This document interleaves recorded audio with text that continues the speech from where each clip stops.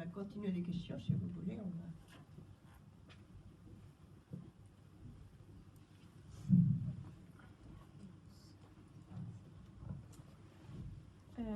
Bonjour ou pas? Ouais, c'est bon. Quel sentiment avez-vous ressenti quand les SS sont venus vous chercher? Quand quoi? Les SS sont venus vous chercher. Quand tu as été arrêté, quel Ouais. sentiment tu as ressenti? Eh bien, écoutez, alors, quand ils sont venus sonner à ma porte, quelque temps avant, j'avais été chez le radio, et sa femme m'avait dit, n'est pas partez, mon mari vient d'être arrêté. Alors, quand ils sonnent à ma porte, je dis, mais le logeur était absent pour chez des amis. Je dis, cette fois, c'est mon tour. Alors, il y avait une vague d'arrestations. Essayer de me sauver, c'était très très difficile parce que il y avait derrière un WC, une petite fenêtre qui donnait derrière sur la gare, les chemins de fer. Là, s'il avait tenté le sauvetage, me sauver comme ça aurait été reconnu coupable. Et pour tous les autres, je me suis dit, ça va remonter au réseau. Donc finalement, j'ouvre la porte et ils me disent, mademoiselle, vous êtes arrêtée. Alors je joue naïf, je dis, ah oui, mais pourquoi je fais naïf? Réponse, vous savez très bien. Je dis plus rien. Ils fouillent, ils trouvent rien. J'avais d'ailleurs un document. Et alors, vous savez, à l'époque, les modes des jeunes filles, il fallait avoir la taille très mince. Et on avait des ceintures assez larges qu'on appelait les ceintures de pompiers, avec des 2-3 règles. C'était les gars de l'époque.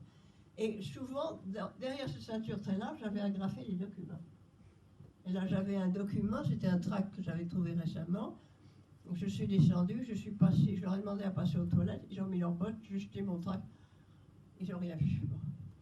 Et puis je monte dans l'attraction en disant l'inquiétude, quelle va être mon histoire désormais? L'angoisse. Mais on ne sait rien. Voilà. L'angoisse, qu'est-ce que je vais devenir? Toute une histoire de ma vie, et moi j'ai appelé ça, je passais de l'autre côté de la vie, une autre histoire qui commence sur ma vie. Il va falloir tenir, etc. Voilà.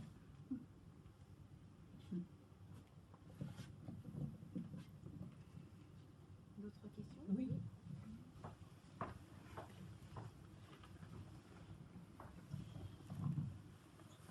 Est-ce que vous avez un nom de résistante? J'entends Je pas. n'entends pas. Répétez plus fort. Est-ce que vous aviez un nom de résistante?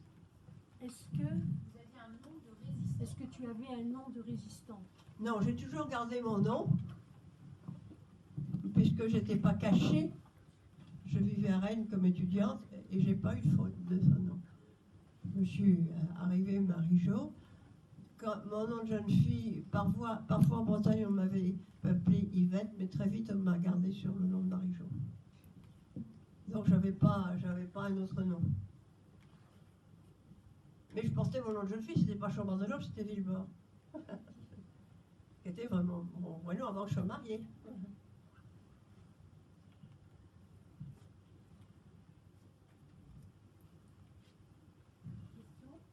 De l'autre côté.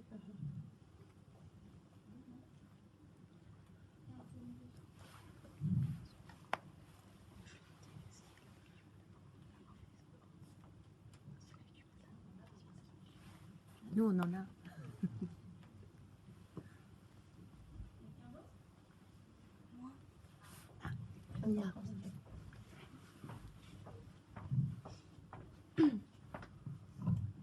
Est-ce que vous avez eu du mal à faire des enfants après Est-ce que vous avez eu du mal à avoir des enfants après? Ah, alors ça c'est très important. Parce que ça a été très dur pour moi. Quand j'étais à la chambre des enfants, qu'on appelle Kinderziehmer, tous les jours j'avais des enfants morts dans les bras. Puisque sur une liste de 180, il avait resté moins de 40 survivants. Alors c'était affreux parce que les mamans tapaient à la porte, on demandait leur bébé, puis il y avait une qui attendait, et puis le bébé venait pas, il était mort. Et quand il y avait des bébés morts, il fallait les emporter dans une pièce avant le crématoire. Et une ou l'autre de mes petits camarades infirmières, là il bossait à le chèque, on prenait les bébés et il fallait les emmener. On passait par l'infirmerie, donner la fiche de décès. Et puis là, la première fois que je suis descendue là-dedans, je peux dire que j'ai vraiment vu, pire que les tableaux de Dante, des Moyen-Âge, on voit la mort qui crie, les spectacles. Il y avait les morts de 48 heures. Et je vais descendre des marches sous une butte. Le bouton électrique était en bas. Et quand j'ouvrais là-dedans, c'était l'horreur des quantités de femmes mortes de 24 heures. Il y avait une tablette en bois et les dents en or arrachées dessus. Et la première fois que je suis descendue là-dedans, je ne pouvais pas poser ces bébés auxquels j'étais à chercher dans ce tas de morts qui crient. Enfin bref. Et puis alors je rentre et je me marie. Est-ce que moi j'aurai un enfant vivant? Drame. Je me trouve enceinte. Et puis j'ai eu une très bonne grossesse, très facile. J'ai accouché avec ma mère sage-femme. J'ai nourri mon bébé au sein. Et alors les premiers mois, c'était angoissé. La nuit, je me levais, est-ce qu'elle ne va pas être étouffée? Mais elle poussait très bien. Et puis 13 mois après, j'avais une autre petite fille. Et puis la vie était repartie. Mais il y a une période, c'est vrai, très très dure. Est-ce que moi, j'aurais des enfants vivants? Et je vais vous raconter quelque chose d'assez joli. À cette période-là, je connaissais très bien Geneviève de Gaulle, qui était une femme très simple et très gentille. Et moi, je n'étais pas encore mariée. Je vais chez elle et je trouve Geneviève avec son premier bébé, le petit Michel dans les bras. Et elle m'a dit, regarde Michel comme c'est mignon, bébé. Quelle chance, mais moi. Et ben, elle me dit, tu verras Marie-Jo, pour nous les femmes, la vie nous a été vraiment donnée quand on a donné la vie nous-mêmes. Et vous voyez, elle a eu 4 enfants et moi aussi, j'ai plusieurs de mes amis, on a voulu avoir des enfants pour rattraper la vie après. Et je me rappelle toujours la phrase de Geneviève, avant pour eux les enfants. Tu verras, nous les femmes, c'est en donnant la vie que la vie nous sera rendue. Je trouvais que cette phrase était très jolie. Voilà. Oui.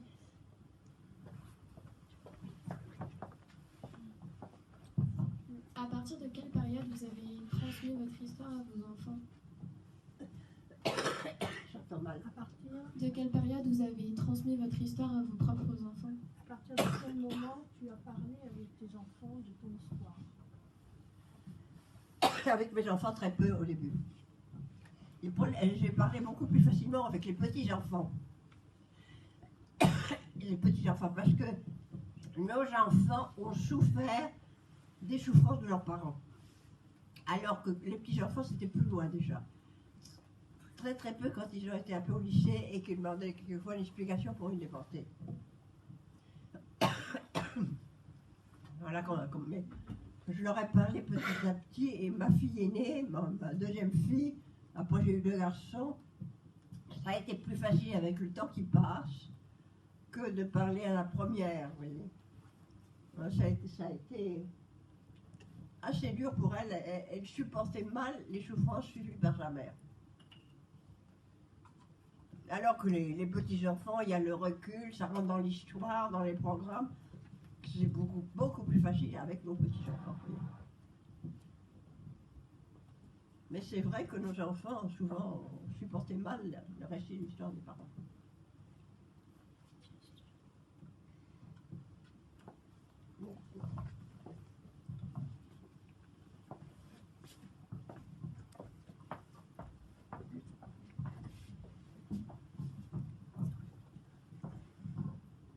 Avez-vous gardé contact avec des femmes qui ont été au camp avec vous? Avec ce contact, bien sûr. Nous avons nos amicales de camp. Au retour, comme dans le camp, on a eu des groupes d'amis en soi. Au retour, on a créé ce qu'on appelle les amicales de camp. D'abord, tout de suite au retour, pour entraîner ceux qui avaient des grandes difficultés. Il y a fait des femmes qui rentraient, le mari avait été fusillé, les familles des logements pillés, etc.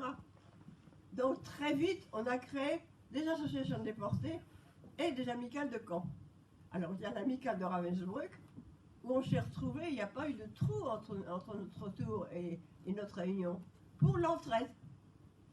Et puis l'entraide n'a pas suffi. À un moment, on s'est dit, il faut faire des expositions. Et on a monté des expositions, etc. Et alors on a été encore plus loin, on a voulu tous les gens créent un objet, créent quelque chose de mémoire, pour la mémoire. Et une étape importante pour nous, ça a été 1960, 1965. 1965, pour les 20 ans de la libération du camp, il faut qu'on ait quelque chose de sorti. Donc, à partir des années 60, on a fait un collectif pour sortir un livre. Un collectif qui comprenait des femmes des gaullistes, des communistes, etc. Et ensemble, on a écrit un livre qui s'est appelé Les Françaises à Ravensbrück. Dedans, il y avait Marie-Claude Vaillant-Couturier, la communiste, Geneviève de Gaulle, Germaine Tillon, l'anthropologue. Toute une équipe s'est mise à rédiger.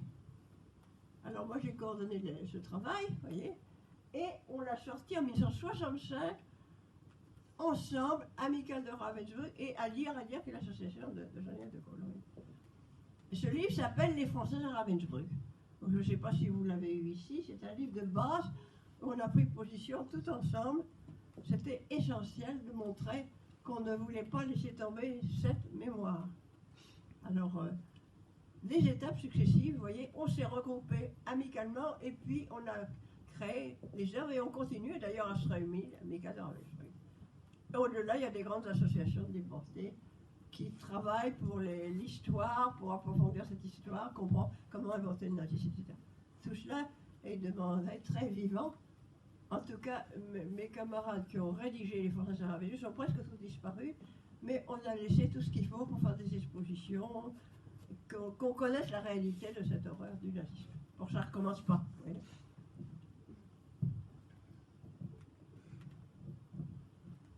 Donc une amitié vécue comme ça entre nous, ça se maintient vivant.